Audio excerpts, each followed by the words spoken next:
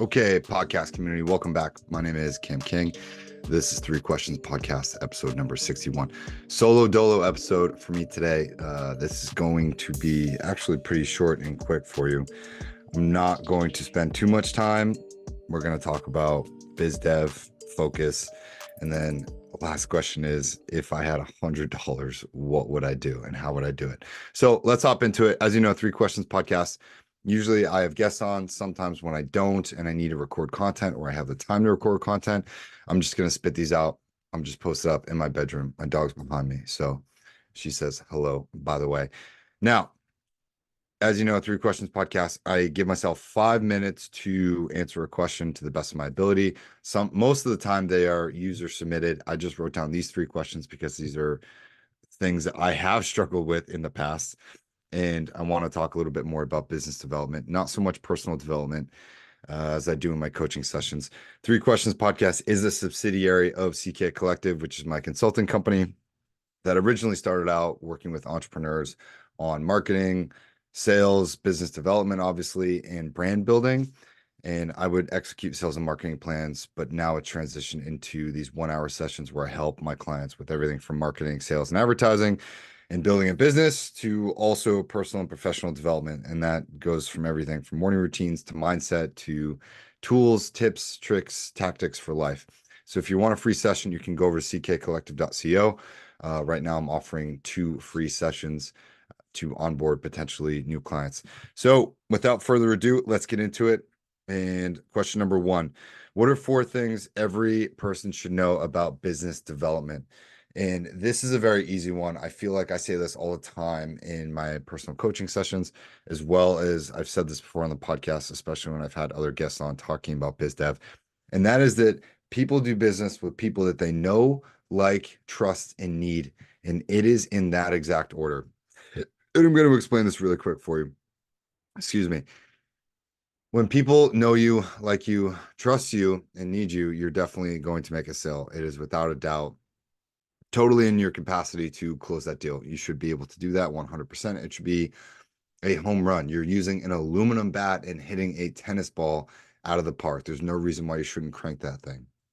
Now, if they only have one of those, say maybe they know you, your chances are about, 20 to 25%. If they know you, maybe they'll do business with you. If they like you, if they know you and they like you, your chances are probably about 40 to 50% being able to make that sale. If they know, like, and trust you, trust is the big one there, you're now at about 70 to 80% ability to make that sale. You should, but there may be a boss that doesn't know you, like you, and trust you yet. And maybe there's another decision maker who's offsetting that yes from that person who does know, like, and trust you. If you have all 4, it should be about 90 to 95% close rate. They know you, they like you, they trust you, and they need you. You should be able to close that door. The tough part is how do you do these things, right? When someone has the ability to get to know someone, everyone has a gift. Everyone has 2 gifts that they can give freely and abundantly all the time. And that is that your time and attention can really, really make someone get to know you. And it can also get someone to like you, because if someone's spending time investing their voice and their time, and you're sitting there listening, right? Being an active listener, not waiting for a chance to talk, but you're being an active listener, you're building that rapport. And doing this over time, either with a partner or in a business relationship or the potential new sale, you're allowing that person to sort of invest their quandaries with you, their problems, their solutions, their ideas, their thoughts, their manifestations, their deepest, darkest fears. And when somebody does that, that's a form of an emotional investment. That's a time investment into you. They're trusting with that knowledge. And when you can keep that information safe, or when you can repeat that information and show somebody that you're listening, or keep that in touch further down the line. Oh, Dan, I see you just had a kid. How's your 6-month-old kid? And I'm like, wow, he remembered that I had a kid 6 months ago. That's going to reflect on someone subconsciously in a very positive way. And I want you to understand this, that rapport building it's an art that's been lost in today's world. Now, know, like, trust is a different story. Someone has to give you an opportunity to display trust, whether that's with a secret, whether it's with a business deal, whether it's bringing you into their home or having a meal with that person. They're trusting you to get to know them. They're trusting you to be safe around them. They're trusting you to do the right thing in a business environment. And that's a big one. That trust can be very easily broken if you do or say the wrong thing. If you're very crass, if you're very immature, if you're emotionally reactive, that trust can get eroded very, very quick. And it takes a long time to build. Everyone who's ever been in a relationship knows that. Trust can be built over years, and it can be shattered in the moment of doing or saying the wrong thing. And that's just being a human being. Everyone has been through that on one side or the other. Lastly, know, like, trust, and need you. Whatever product or service industry that you may be in, your product, not only should it be the best, but to make sure that someone really needs it, you need to be ensured that they have a problem that you can solve. So it's understand the problem, sell the solution all the time. That's your recipe for success. And your solution obviously should be the best. If your product or your service isn't the best or the most unique, then you're going to have some competition. If your pricing is too high, whatever that is, you need to be able to figure out exactly what that need is and package that to that right person all the time. And that can be very tough. But understand these four primary things. If someone knows you, likes you, trusts you, and needs you, that's your key to developing any sort of sale. So whether you're selling a high ticket item or a low ticket item, those four things will always, always get you to the sale. That's your blueprint for success. And I want to make sure that everyone listening to that really can understand that as well. Let's hop to question number two. I'm going to reset my watch here. Question number two. What to do when you can't focus? Okay, I have two schools of thought on this, and this is something that I have been struggling with personally. I really, really, really believe that when you can't focus, it is because you're distracted. Number one, you probably have too many things going on, or you're being pulled in very different directions. Think about someone being drawn and quartered. And if you don't know what drawn and quartered is, it's a ancient torture method where they used to tie the hands and the legs of a criminal to four different horses, and those four horses would be going in four different directions. People would slap the horse on the ass, and then those horses would run in four different directions, dismembering the person. Pretty brutal, and that's how I feel sometimes when I am distracted, especially with my day job, especially with a lot of my side things that I have going on. I feel like I'm constantly being pulled in four different directions, and sometimes that makes me do absolutely nothing, and I can't move, and I feel stuck just mentally, physically, emotionally.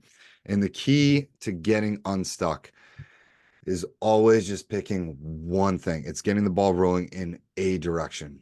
It is 3 p.m. here on the East Coast, and I literally sat around doing nothing, very minimal tasks pretty much all day. And I was like, I want to record some podcasts.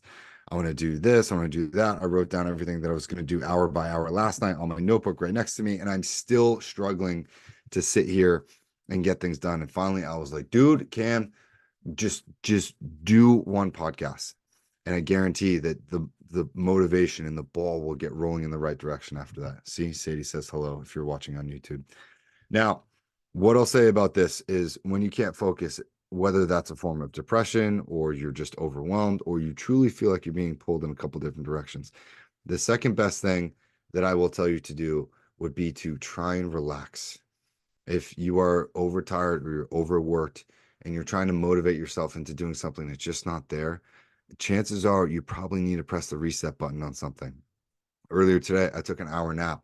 I'm just getting over the flu and I'm like not being my usual productive self. I even went to the gym this morning, but I've just been struggling to like get stuff done this past week and it's been really tough.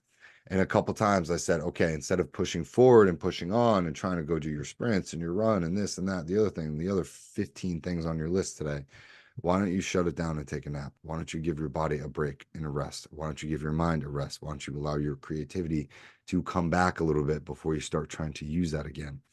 And so often I try to explain this to people building a business or people working on a side project or in their current careers or just have a lot going on. If you're using the creative muscles way too often, anytime that it does recharge, maybe you're getting a 5 or 10% or 15 or 20%, and then you're using that all up, thinking that that's a full tank. And you're perpetually burning fuel at the bottom of the tank instead of fully recharging your tank and then using that tank for a longer period of time to get more stuff done. Right. And this is a cycle. This is the cycle of burnout that I see myself getting into a lot with so many different things going on is when I do feel like I have that 10% back in the tank, I'm like, cool, all right, we're back in the green. Let's go. Let's burn it down. And then all of a sudden I'm exhausted before I know it. I'm like, damn, what's going on? My self-awareness has gotten better over the years, especially as I've gotten older. And I don't want to see other people get into this because it is a tremendously really depressing thing to just go and experience, because when I do burn out, it takes me longer to recharge. And then I'm like, okay, I feel like I got 10% and then 20% and then maybe 40 or 50%. I can't remember the last time that I truly felt like I had a full tank, like 80, 90, 100% ready to go. I don't remember when that last time is. And those are the times that make it really easy to get into a flow state. Those are the times that make it really easy when money's really good, when work's going good, when everything seems effortless, and I get into these flow states really easy. It's very difficult to get into a flow state when you only have about 10% or 20% in the tank, which most people do. I feel like most people generally have about 30 or 40 max, and Americans do a really bad job at being able to fill our cup up. So if you're struggling and you can't focus, I guarantee if you had to assign a number to how full your tank is, think about that and then honor where that is. Right now, I'm probably at about 25%. And I wish I had a little bit more. I'm going to try to get some stuff done the rest of the night tonight, but I'm certainly not like ready to go at it. Like if my tank is about 60 or 70 or 80%. Again, dealing with the flu, dealing with the sickness, that's part of it. But when you can't focus, dial it back, give yourself a break, go for a walk, get away from your phone, and just go into nature, sit with yourself, take a nap, just spend time away from technology. Your phone's not going anywhere. These notifications, who fucking cares? They're going to be there when you get back, I promise you. Okay. That's it for question number 2. And question number 3, this is my favorite one. Told you this was going to be a really quick podcast today. I'm not trying to blow the doors off of it, but I thought about this because I've been in this position. Quick, fun story. A few years ago, after I got laid off from my global new business director job, in my checking account, I think I had $2.38. This was a couple months after COVID. I had just moved 3 times majorly within the year. This is not counting my investments, but this was like active cash on hand. And I didn't want to tap into my investments because that's just a bad perspective. But I remember I was running the Boston Marathon. I got into the Boston Marathon that year, and it was a virtual marathon because COVID was happening. And I had just moved back to Denver because that's where I was supposed to be collecting unemployment in the future. Wasn't collecting unemployment yet. And I had just opened CK Collective, and I was spending money and making money, and money was coming in and going out. But at this time, I had $2.38 to my name. And I remember I just went through a really tough breakup, and I had a tough day before the marathon. I probably slept maybe an hour and a half before I had to get up and go do this freaking marathon in Denver. And it was about 75 degrees, and it was a virtual marathon. So I had to get up on an hour and a half sleep with not even $3 to my name and go run 26.2 miles by myself. No finish line. I got to pick the route, just whatever, just had to bang it out because they had an app. And I remember that whole entire race, I was just thinking like, holy shit, right? I am at one of the worst financial positions probably ever in my life at that point. I think I was 30, about to be 31 years old. I was so embarrassed, so tired. I had so much shit going on in my head. And I ran this marathon just thinking like, oh my God. And I remember I was like, I can't even afford a water or a Gatorade. And I stopped into, I think about 13, 14 miles. I stopped into a gas station because I was actually dying. I needed water. And I bought a Gatorade for $1.99. It came out to like 206 with tax or whatever, or like 213. And I had like 20 cents left to my name, just about. And that was the one Gatorade I had on the marathon. I finished the marathon, and I went back and I sat around for a long time. I sat against the wall, just thinking about life, being like, what's my next step? What's my next 5 moves? I don't know when my next paycheck is going to come in. I don't know when my next client's going to come in. And I truly, truly realized that no one was coming to save me at that point. And so the question I had today that came up in one of my meditations was, if I had $100, what would I do? And looking back, I wish I knew this, but if I had $100, less than $100 to my name today available to me, what I would do is I would meditate until I came up with a brand name. I would start a Shopify store for $1 for 3 months. And then I would think about products that I use, that other people use, that people need in the homes. And I would find something on AliExpress or drop shippers. I would import that product into my store. I would start a social media account. I would sign up for flicky.ai. That's FLIKI.ai. And I would make faceless videos about this product and why people need this product. And I would push that to TikTok and open up a free TikTok store. So I would start an Instagram page, start a TikTok page, maybe start a Facebook page as well. And I would make, 1 to 3 minute videos, probably start a YouTube page too. And I would make videos about this product with the product images in there. And I would just start blasting that. I would probably post 2 to 3 times a day about how cool this product is. You can do faceless, nameless AI videos and push different products. And I would just send people on there to try and make money. And then I would put that money, open up a 5% savings account on Wealthfront.